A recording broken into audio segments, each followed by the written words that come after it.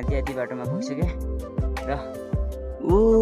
त्यो तल त्यो गाउँबाट आएको गाइज हामी चाहिँ अनि टाढातन गर्न फाइनल गाइज हामी चाहिँ त्यो आधी बाटोमा आइसक्यौँ र केटाहरू चाहिँ उता छन् गाइज पानी भरिरहन् अब पानी यहाँबाट बोकेर गाइज उता त्यो डाँडामा त्यो टप डाँडामा जानुपर्ने छ र हामी चाहिँ आधी बाटोमा आइसक्यौँ गाइज अझै हिँड्नु पर्ने छ अझै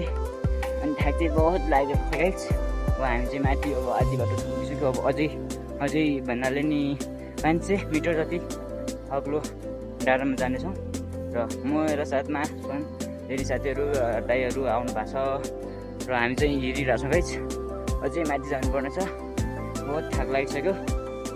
केटाहरू पनि उता छन् अनि केटाहरू चाहिँ पानी भर्नको लागि अगाडि गइसके र पानी भर्न लागि थालिसक्यो गाइज हामी चाहिँ हिँडिरहेको छौँ